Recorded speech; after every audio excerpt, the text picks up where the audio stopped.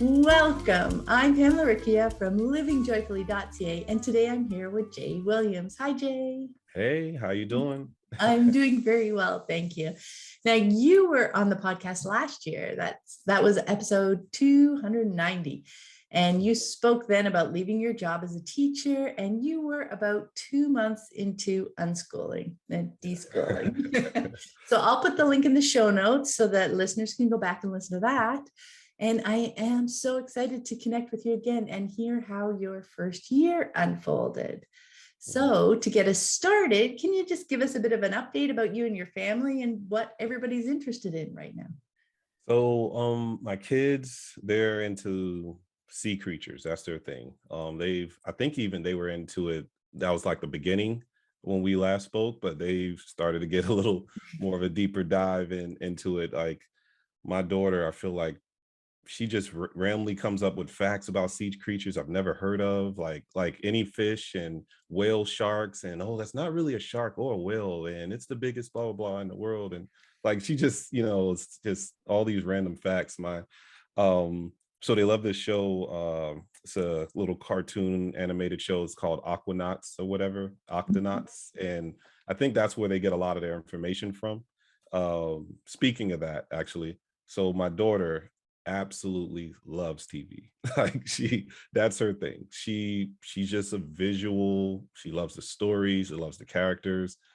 She just really, really loves TV. My son, he's really into like games now. I'm noticing like he wants to play Uno all the time and Racco and different games like where other people are involved and stuff like that. With me, I'm that's it. I guess what am I interested in? It was I was when you gave me the questions and I was thinking about it and I was like, I guess if I'm being most truthful, what I'm most interested is kind of figuring myself out and how I fit in this new role, this new world we've created for ourselves during this deschooling process. Um, what's the phrase? Every 2 weeks for every year or something like that of deschooling. And so, I mean, I've been, I've been schooled my entire life. I was an educator, went to college, taught for a long time, coached for a long time. So I've been in this structure my entire existence, it feels like. And so breaking down that structure and then seeing what's left and rebuilding um, myself into who I want to be and how I want to be and how my life wants to be it's been interesting. Let's say that it's been a challenge, I would say. Yeah. But that's something that I've really, I guess trying to really dig deep into lately. Yeah, I think that's a pretty common experience. I think that no matter, like, you're coming from an education background, right? So you already, I imagine, understood the richness and the value of learning and had your own ideas of how learning happens. And learning about unschooling excited you enough, to so that you wanted to do it, right? And pursue it. Yet along the way, we find that it is ultimately so much of our work to do. It's not so much about, okay, now I'm going to help the kids learn instead of them going to school. This is what my role is going to be. I'm going to be, championing learning for them and helping them, figure this out and helping them learn, whatever they're interested in, right? Because that's what we come to it with. And then that realization as we get into it that, oh, this is so much about me and less about them, about needing to direct them or even, I don't know, cultivate a certain environment for them to be in. I'm sure we're gonna dive into that a lot more. So that's Oh, good, because I'll definitely. put a pin in it there, because that can be confusing for people, because I mean, we are cultivating an unschooling environment for them. But it's the recognition that they're damn good at this already. Mhm. right? So I don't need to be like on top of them all the time, but be more receptive. And then just learning that there are so many, like you said, so many layers to peel off or knots to untangle when it comes to us. So much of it is our work to figure out um, who we want to be, like you said, right? And how we want to be in this world, Mhm. and the kind of family life and relationships with our partner, with our kids. Um, all those are all of a sudden up in the air, Yeah. right? Because when we first came to it, it's all about the learning. But Yeah. then we realize, oh, but no, learning really is all about the life. And it's all Mhm. about the relationships. And it's all Yeah. about how we choose to engage. And it's so hard to choose to engage when we have so many layers covering up who we really are. Yeah. So Yeah. And anyway, it's no, you're right. Cause that's it's something you mentioned with the relationship, and there's so many various parts of my life where that's so important. When I think of, even for example, I coach basketball, and I only have that position because of relationships I've built. mhm. The impact that I've had on other people's lives, and then they use their relationships to share with someone else, about, oh, here's a person that could be a good fit for this school, you know what I mean? And so that whole thing started so organically. It's not a um it's not a, oh, I've coached at the highest levels, and, oh, it's not a, I've made this much money, or I went to this school, or you know what I mean, or had these successes and won these championships. It's more of like, when I'm around coach, like, he makes me feel a certain way. He helps me grow to be a certain individual, right? And isn't that what you want from the other kids at your school? And so that's kind of, that's how I even get this position where I'm at, with something that has nothing to do with unschooling, right? It has nothing to do with traditional education, because it's even sports. And it's, so I've realized there's so much of a value that I want to put on, like, relationships now. And like I said, I kind of want to pin it because there's just so much I want to dive into.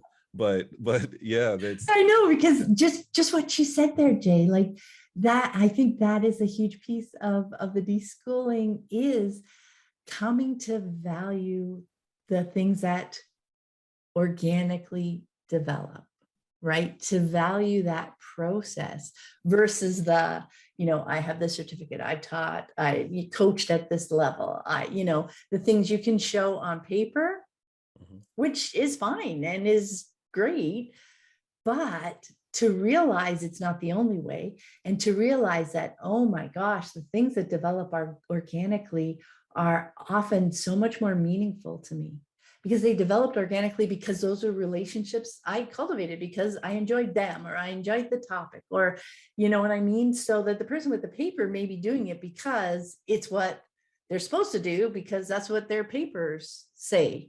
They may not enjoy it so much that they're having those effects on the relationships, and they're not so much having that engagement that is personally meaningful to both the coach and the player, the deeper level, and just coming to value that, and to realize the importance of that, and then to start leaving room for things to develop organically, because we have so much less control over the timetable Yeah, and yeah. even where it goes, right? It's so there's so much more trust in that process. But anyway, layers and layers peel back. Okay, the ages of your kids, just let people know.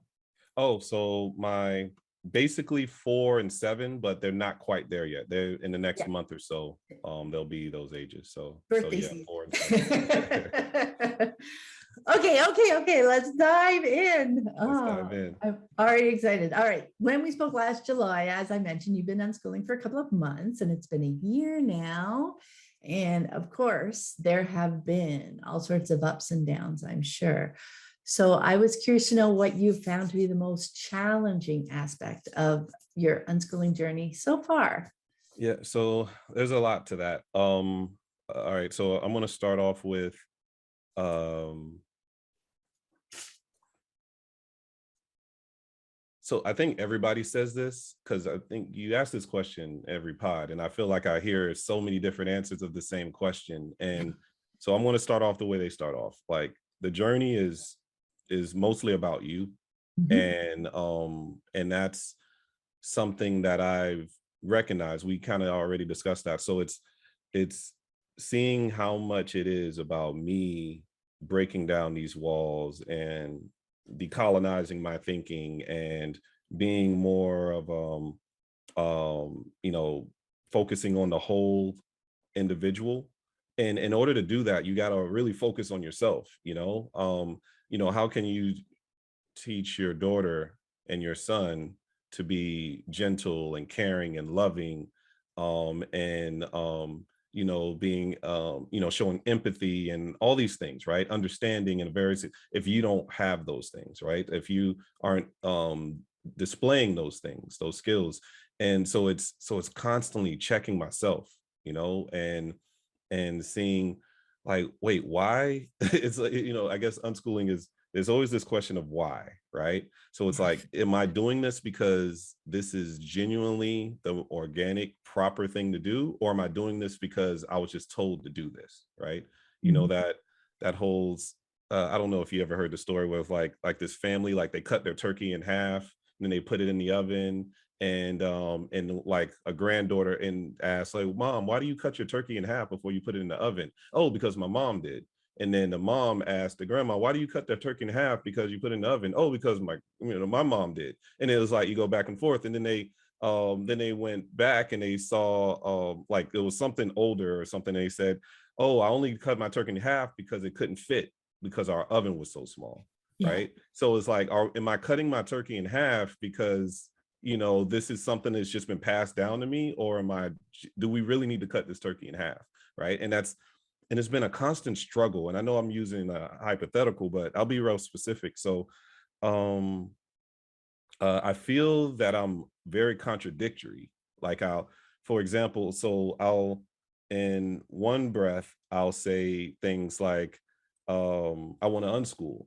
But then in another moment, it's like I realize I thrive in structure and routine.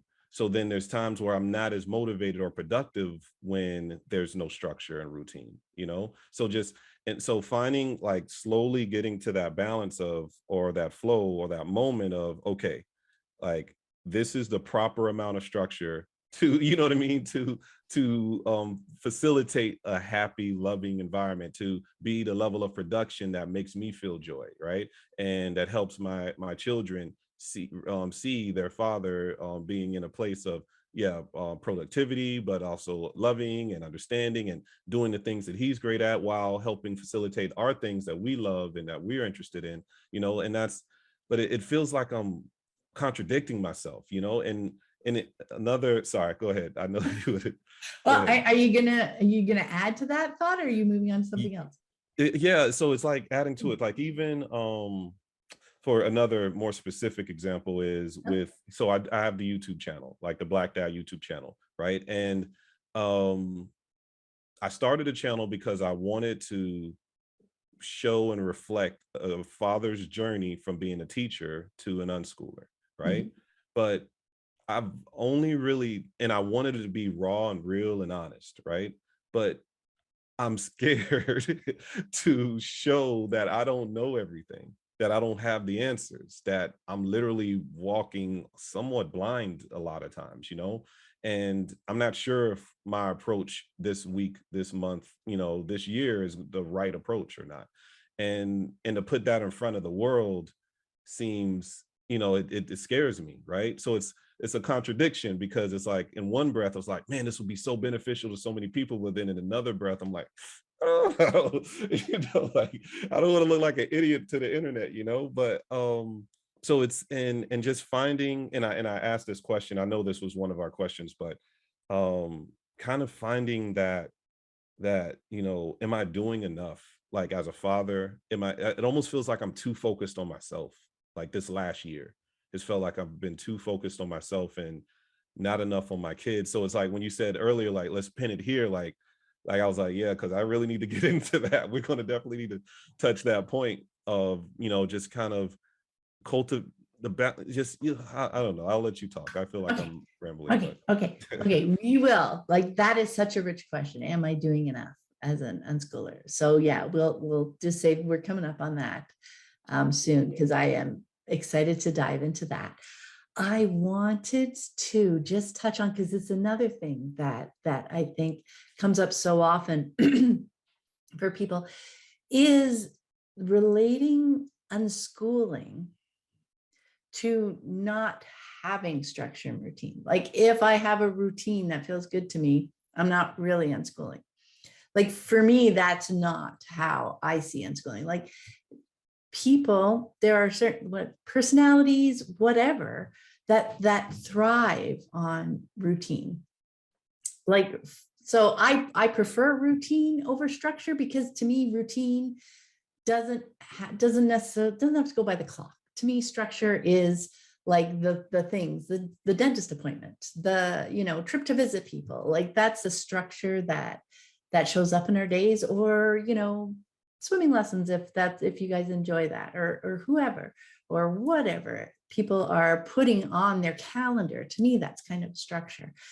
But there is also, as you're finding, like a routine that can also feel good to us. Like, for some, it can feel very floundering and uneasy to, like, every moment be thinking of every possibility, right? That gets overwhelming fast, and we end up, like, not really kind of doing anything.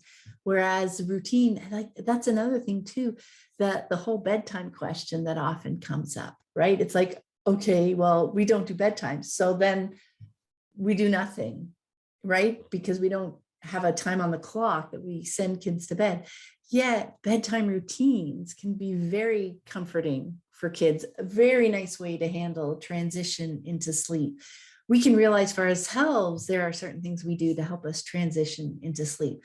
Like, the only challenge with routines in an unschooling environment, I feel, is if we try to impose them on others.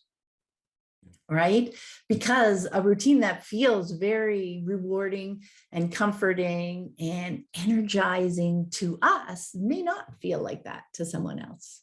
Right? Or some kids really enjoy the routine of going to sleep, whether it's a bath, whether it's stories, whether it's cuddle time, a show that we watch together as as our energy comes down, lying in bed to get whatever feels comfortable for them to transition to sleep. Then there's the other kid who just wants to go till they drop on the couch or the floor, and then you carry them up to their bedroom. Like, neither one of those is wrong, right? That, for me, the unschooling piece is the recognition that we're all individuals, and that different things feel good to each of us. And it's about helping our kids and ourselves, now that we're recognizing this, learn enough about ourselves to see which one feels good, to see which way is helpful, or what combination of them. And then over time, we're recognizing what seasons, because that bedtime routine feels wonderful for months or years until it doesn't. And then maybe you're switching up the routine, or maybe you're going till you drop, because it's just a season of energy. So it's not holding on to. That's why I prefer routine over structure, because structure just feels tighter, right? It feels like this is a structure to my day. This is what we need to do. Have to kind of comes into it more for me. So it's even choosing the language that works for each person and what feels good. And routine also helps me remember not to impose it on other people. Yet I can talk about it. I can say, oh, I feel really good if I, lie down with a book for 20 minutes before I go to bed. Or I have my comfort show and I like to watch that to just, relax for a while before I fall asleep. Because, and that's the other piece, is the big piece of, as we're the bulk of our deschooling, because we will always be deschooling and figuring this out, because it changes over time. for me, one of the big pieces is self-awareness. What we're recognizing is, oh my gosh, before I can expect self-awareness from my kids, I kind of need it for myself to be able to engage with them. Like, I can't talk to them about how I like to go to sleep unless I recognize how I like to go to sleep and I Yeah. understand myself, or how I like to learn things, or how I kind of choose what food I'm feeling like I want to eat right now, or how I pursue my interests, whether I dive into a passion for, a month, a few weeks, years, or I'm more of a generalist or a scanner, or Renaissance person, where I like to have all sorts of irons in the fire and skip along. But I can't really talk about those things with my child unless I kind of understand them for myself and understand who I am, before I can start recognizing, oh, look, my child likes to do this, this, and this, and that's how I can support it. Because I know they like to have all sorts of irons in the fire. So if they're liking dinosaurs or sea animals, I'm not going to just bring them sea animals, because I know they like a few things. Or if they're a deep diver, I'm not going to keep bringing them other things, trying to coax them, because I think they're too interested in sea animals right now.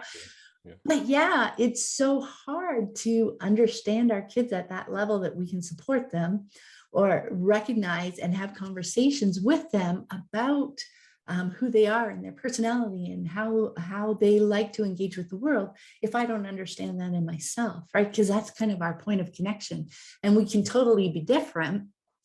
And that is a wonderful thing, because that also helps them see that people are different. This is them. That helps them even, I think, develop their own sense of, autonomy and authenticity, because they recognize who they are and what feels good. And it's different than a sibling or a parent, yet it's also celebrated. Like, we can be happy about dad's, need for routine and flow in his days, and we can recognize that and work with that. And we're also working with how I like to be in the world. Yeah. Right. So Yeah, that's why I wanted to dive into that routine thing, because I think that's one thing that we first do when we come to unschooling. It's like, oh, so we don't direct things. So it kind of opens up to all sorts of things, but without recognizing what feels good and works for us, it kind of, if it stays stuck there, it gets kind of chaotic, and it kind of gets to a point where we're not feeling comfortable. Yeah. If we're a person who likes some kind of a routine or regular flow to our day.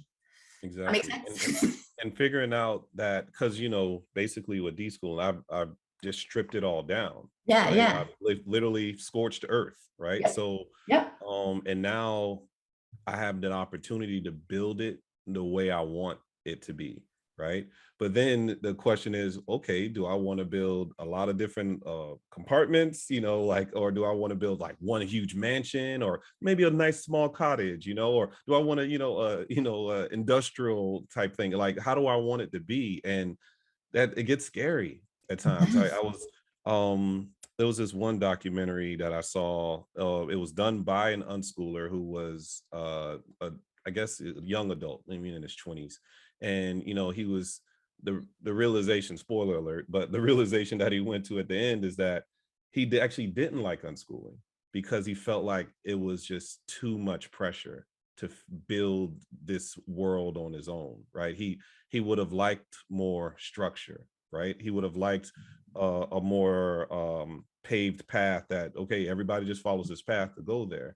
And and I think about that, and I see what he's saying. I don't quite agree with it completely, but I see what he's saying, because it can be overwhelming with how different unschooling is and the lack of support that you kind of have. Like, for example, the only unschoolers I know live states away.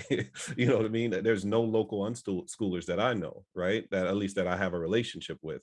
And I've tried, to find people on Facebook and things like that, but so I'm only interacting with either homeschooling moms, right? Or people who are, just regular schooled parents, right? The kids go to traditional public schools and private schools. And it's you're so the only examples you see is an example that I don't like. So I know I don't like that, right? But then I don't see enough examples of what I do like.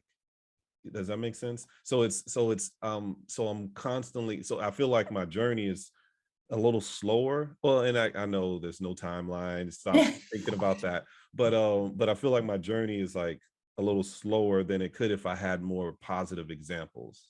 Does that make sense? Yes, it makes 1,000% sense. We had no local unschoolers. I mean, I knew they existed. We tried out a couple of, we still had to drive like an hour or two and nothing really clicked.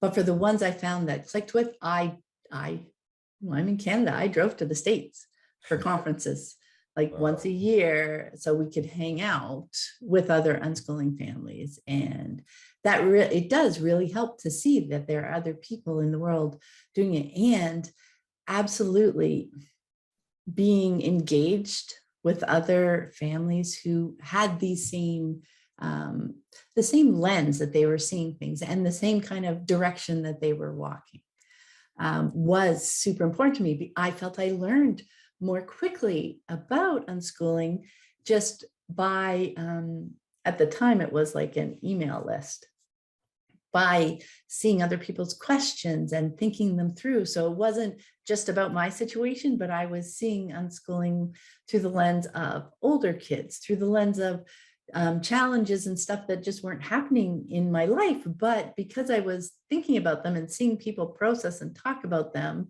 through the unschooling lens, that helped me better understand unschooling in principle, right? To see it applied to all these different situations. So I better understood the foundation. And I will just have a little mention for the Living Joyfully Network, which I, started because I found that to be such a valuable part of the journey, which was engaging with other families who were looking at things, looking at life, looking at their relationships with their kids, looking at like just day-to-day things with the same goals that I had. It was so super valuable. So that is why I ended up, pulling that together, because we are, even though there's more and more unschooling families than ever, than there were 20 odd years ago when I started. Oh yeah, it's 20 years this year. Oh, We're still very dispersed. So to at least be able to, every day just pop in and see that there are other families making these choices, and to see how we can look at all sorts of different situations helps me more foundationally understand how unschooling works. And so it helps me see it also helps me day to day, because it's like, oh yeah, foundationally, this is, the direction I'm trying to go. And then of course, we can always post our own questions, whether they're unschooling or this particular situation or what we're thinking about. Like, absolutely. I think that is such a really valuable part of the journey. So I can completely see how you're feeling, that's kind of slowing you down, that you're not being able to look through that lens as often as you would like to, because looking through that lens and seeing how things look and how they might play out and why we might make these choices versus those choices just helps keep us in that mindset. It creates so many more connections and a deeper understanding of the foundation, because especially in those first few years, the foundation is what you're building, right? The foundation on which you want, your life to unfold. But the more that foundation stays, murky or slushy or whatever image you want to use, it's harder to walk in, isn't it? Oh, this is quicksand. This ain't no foundation. But yeah, no, that's right on. That's right on. It's it's a struggle, but at the same time, you see like so much beauty in the journey of it, right? So it's so I don't want it to feel like, oh, it's just a dark place, this last year, because it's not. It's I mean, just seeing so much. Actually, I feel like I always keep going ahead because one of the questions was, an aha moment. Okay, And yeah, let's go on to that. What has been your yeah, most valuable aha moment so far? Let's talk it, Jay. I'm like interviewing myself, right? So as I told you, I coach, and one of the young men I coach, we were having a conversation, and I like talking, so I'm big in communication conversations. Let's connect, let's bond, let's build that relationship, let's build an understanding of each other. And I asked him a question. I was like, what brings you joy? Like, what makes you happy? What makes you smile? And he said he didn't know. And and instantly I was like, man, and I know you're not supposed to compare, but I would hope that if my kids were around his age, they would have at least an idea of what makes them happy. Maybe they don't Mhm. know how to get there exactly, but at least they have an idea of it. And then I think about how so many of us literally go through life. Like, he's still young, but we go through life not knowing what brings us joy, not knowing what makes us feel that level of happiness. And it's, if I ask my daughter that, Shake. Oh, watching TV. Um, playing with my dolls, pretending, Jai's like being an orca whale, and like he'll start doing his little crawl on the floor, pretending he's an orca, or what was they pretending yesterday? A leopard. Oh, being a leopard, and he was like crawling on the floor. But it's, and I love that. I love that they know what brings them joy instantly. Like, there's no pause, no hesitation, and I always want them to feel that. I always want them to, because if what's life for but to be able to pursue joy, right? Like, I think that's kind of why we're here, right? And whatever faith you may have or anything, I think that comes at the apex.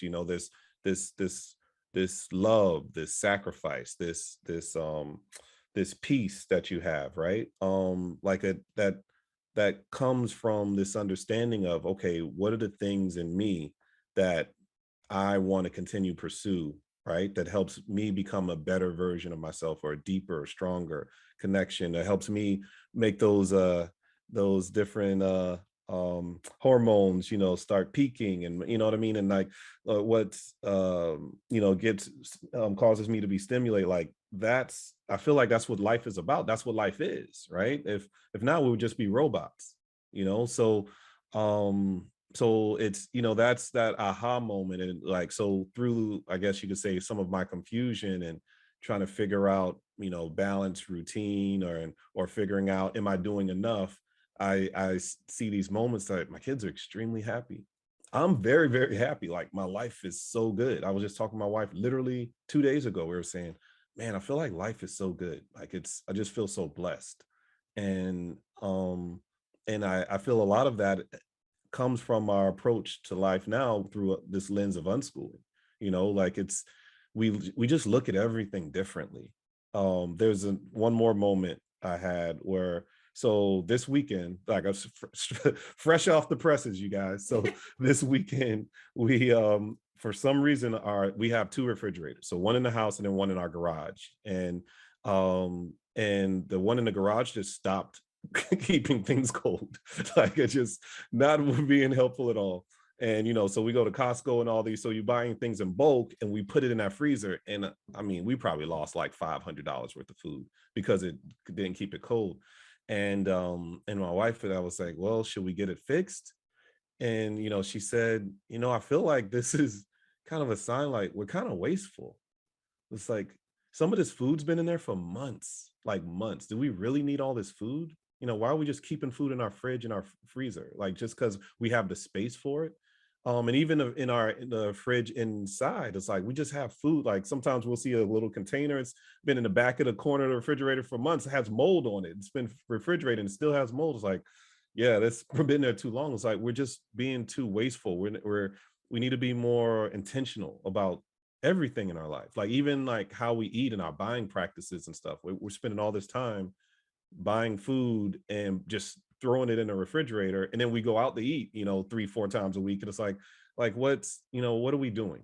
Like, let's find more of a reasonable balance of how we want to live our lives and what's important to us. And we're very spiritual. So he said, this is God. My wife said, I think this is God's way of telling us we need to kind of get rid of some of this stuff. Like we need to purge some of these things that are unnecessary and focus in more on things we that are more important, right? And like there's a lot of these random aha moments, and I honestly feel we wouldn't have had that if we weren't unschoolers. Like it sounds weird, but it's just something that's these moments pop up all the time for us. Yeah, I don't think it's weird, because I think what unschooling does is it opens up our, like you said, the why. Like all of a sudden we think to ask why about things that are going on around us, the things that we participate in, because yes, before unschooling, it was like, okay, like this is how we do things. This is how the shopping goes. This is how the school goes. This is how visiting relatives go.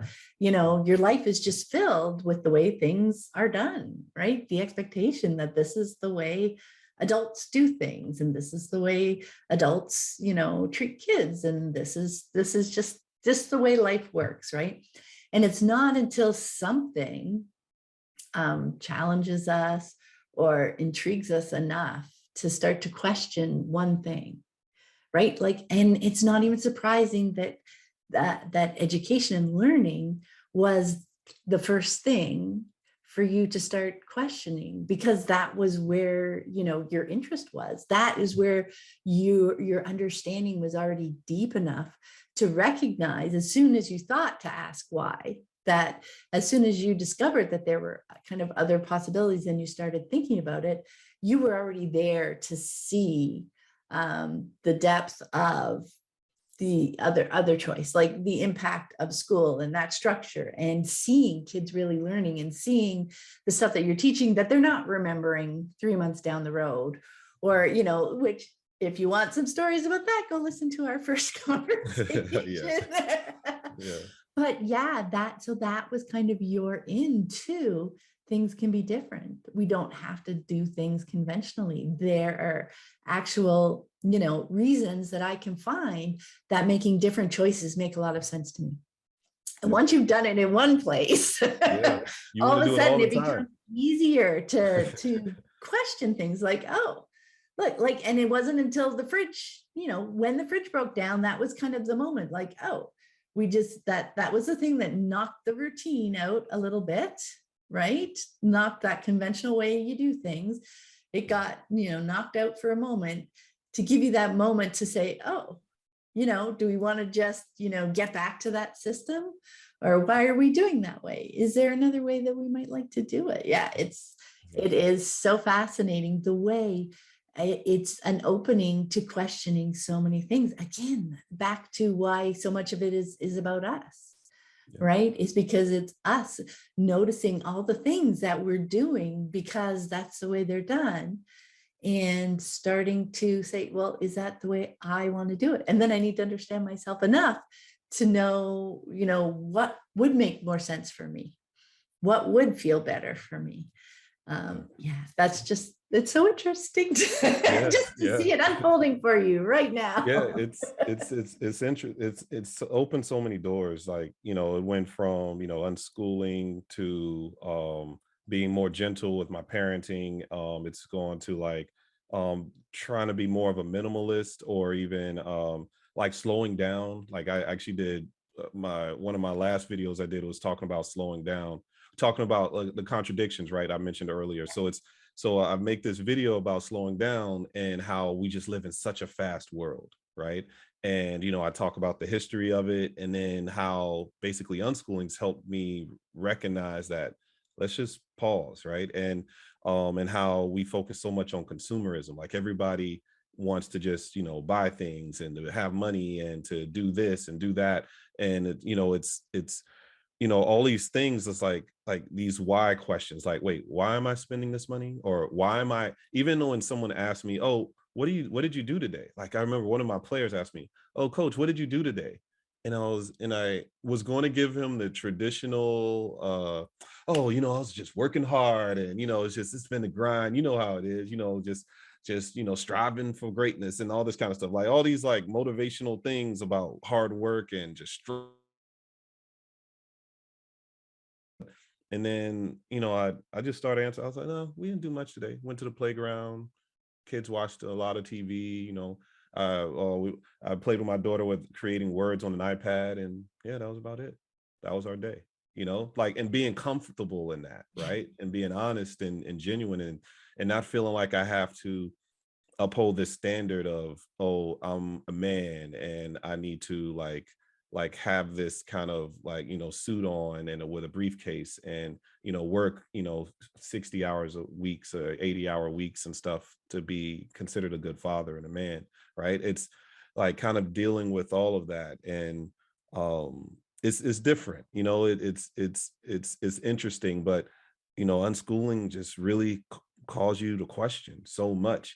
And but it also, at the same time, it's kind of a breath of fresh air when you finally do get through the darkness and the confusion and you get to the other side. It's like, it's almost like the Plato allegory of the cave. I'm sorry, I'm Oh, the go history for guy, it. history buff guy. You're like, oh my God, here we go. But where they're in this cave and they just see shadows on the wall. I'm not even sure. Are you familiar with it? Yeah, Yep. they see the Go shadows on ahead. the wall, but then the one guy, he gets out of the cave and he like steps into the light and he's blinded, and he can't really see, and it like hurts his eyes. Like when you get that moment, but then when your eyes adjust and you can actually see the brightness and the beauty of the world, it's like that's how I have those flashes of those moments where I'm blinded, like, and it hurts and it's painful, but then at the same time, it's, you can see, when your eyes adjust, you see the beauty of this unschooling process. Oh yeah, no, that is a beautiful metaphor for the journey, right? Because we are in the cave, like those shadows are like the systems that we've just absorbed and learned growing up and just adopted for ourselves because that's just the way we do things, right? And to realize, to take that moment to step out, and yeah, it's not easy. I don't think anybody is ever say, oh, this was so easy, all this, It's a walk in the park. Yeah, exactly. It's like, Yeah. oh my gosh, all this work I have to do to on myself, all these I know, questions, right? like all of a sudden everything's up. Like that's one of the things too, like that people can choose, because yeah, everything can be up for question. What and it's very overwhelming. And it can be very overwhelming. And I think for me anyway, kind of one of the best pieces of experience or advice that I got was really to kind of dig into one at a time, or just a handful at a time, as in just the one that's rubbing. You know what, if you're just starting unschooling and you have a bedtime and nobody's frustrated with it, well, just keep it for now, because there are Yeah. all sorts of other things. Like, what's the rub right now? Yeah. What do you find, what do you and your kids have a hard time with moving through? That what is disconnecting? Like that is going to be where you're going to get the most bang for your buck right now, in peeling back the layers that are, or the weight that's on that particular kind of interaction. Whether it's, I'm really uncomfortable with how much TV they're watching, Yeah. Yeah. or whatever the rub is for us, that is usually a great clue that that's the next thing that we probably want to dive into, right? That's going to give us some progress, some movement forward, and improve our relationship. Yeah. Right. And then something, once that kind of gets resolved, then something else will bubble up. Like over time, that is, for me anyway, was a more helpful approach. Like kind of dig into one, because if I stood up, looked around, oh, I have to say yes all the time, I had no bedtimes, eat anything they want, like Yeah. all the things that are supposed to be, and I have to just let them all go. That's a lot of things for me to process. Like my head would be But all for over. them to process even, Yes, Exactly. All of a sudden their life changes drastically when and none of us know what to do instead, right? It's okay, I'm not going to control them and tell them what to do. So, but that's all I know. So I'm going to do nothing. I'm going to sit back and do nothing. Yet instead, that's not what unschooling is at all. You'll hear like unparenting kind of phrases thrown around that situation. But what I can do instead is play with and explore and figure out what I'm going to do instead. Yeah. And that instead is the connection. I'm not going to control them, but I'm going to connect with them.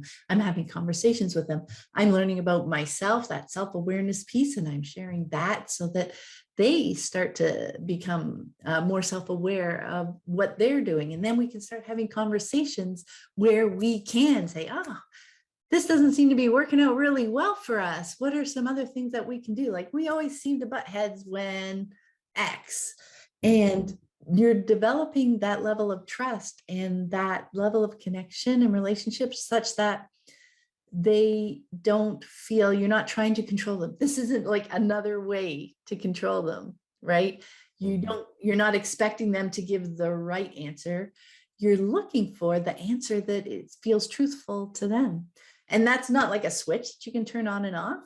So to try and do it, manage it in like multiple areas is super hard. But if we can look at one, hey, we're butting heads here, or this isn't feeling good to me, but we have to pull enough layers back so that we can explain what isn't feeling good to me. Like, why isn't, and again, that why question, why isn't that feeling good? Because we need to share that, we need to understand to that level to help figure out a way through it.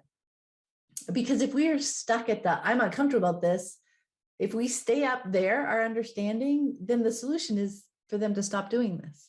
Right. And then you're back at control. It's like, yes, no. And I'm the arbiter of what is comfortable for me. You can or you can't do it. And that's what we're trying to move away from. But I need to understand it at a level for myself so that I can bring that to the conversation. So maybe I realize that them watching a lot of TV, what's uncomfortable to me is actually because it's really loud. And it just gnaws at my brain throughout the day or something. But so the answer doesn't have to be stop turning it on. It could be things like moving it to another room or getting some headphones for them or getting some headphones for me. There are so many possibilities, but until I understand what's kind of at the root of my discomfort with the thing, it's really hard to come up with creative ways to move forward that will work for everyone. Because if I stay stuck at the top of I'm uncomfortable, I don't like this. Yes, no, and control is really the only solution I can see, right? I can't be open to. Yeah. Like biting off more than you can chew is, it's been in that for me, like, I guess the trigger or the aha moment that I had with that was that the lack of timelines. And there's no real gap, the learning gap and all this kind of stuff that you hear. It's like when you realize, okay, that if that's fake news, okay, I understand that's not real. So we can work through this process slowly. Like I even said, my deschooling process has been so slow, right? I want it to be faster just because I want to get to the other side, obviously. Because but we've ingrained that too, haven't we? Because to be good at something, we need to do it quickly. Exactly. And I want to be good at this thing, so I want to do it fast. And it's so and once you realize, oh, there's no timeline that I have to really that I'm tied to, right? Then you can focus on these little moments. And like you said it so beautiful. Like it allows you to build a relationship and an understanding with yourself, with your kids, and you can work through that. You're watching too much TV because I'm nervous that you're wasting your time, right? And I was like, okay, so but there's no real timelines, right? And she's learning so much when she's watching this TV, right? Like I'm seeing it. Like I see her in our conversation. I see it in and what she's also sharing with me what she's interested in, which gives me a clue to maybe show or introduce her to other things. So it's all of this kind of, when you take those baby steps and you don't, just try to, eat the whole buffet at one time, it helps strengthen and grow this whole process. Because like you said, you're constantly deschooling, right? And that's I think that's a part of it, because you're constantly just doing one thing at a time, whether it's bedtime, whether it's TV time or screen time or whatever, whether it's how their kids are interacting with each other. You're dealing with these little issues or these little conflicts or these little moments all the time, and through dealing with it, you build a bond, you build a connection, you build an understanding. And that's the part that it's so hard to explain that to other people that like don't, you know what I mean? It's like that we've been talking, I don't know how long we've been talking, but like to get to this moment right here, because so when somebody says, oh, but yeah, why don't you spank, or why don't you do this, or why don't you force them to do this, or you allow them to say no to something, like it's like it's so hard to explain that, it's like you got to go through all these steps, and it's like, oh my goodness. I But know, imagine our journey, how long it's been, yeah, and taken us, and the depth that it's taken us to envision that we can communicate that in a couple of sentences, and somebody else will say, oh, yeah, I get yeah, it. Yeah, no. yeah. Like, no, If it was that like, easy, I no. could have done that. Yeah, exactly. But yeah, yeah. Yeah, no, that's so interesting. And I want to say, like, that's one of the reasons I love these deschooling conversations too, because this deschooling piece, this processing piece is so valuable. Like it really needs to be done. You can come to unschooling and you can go and you can find, okay, I want to be a really good unschooler. What are the rules? What do I have to do?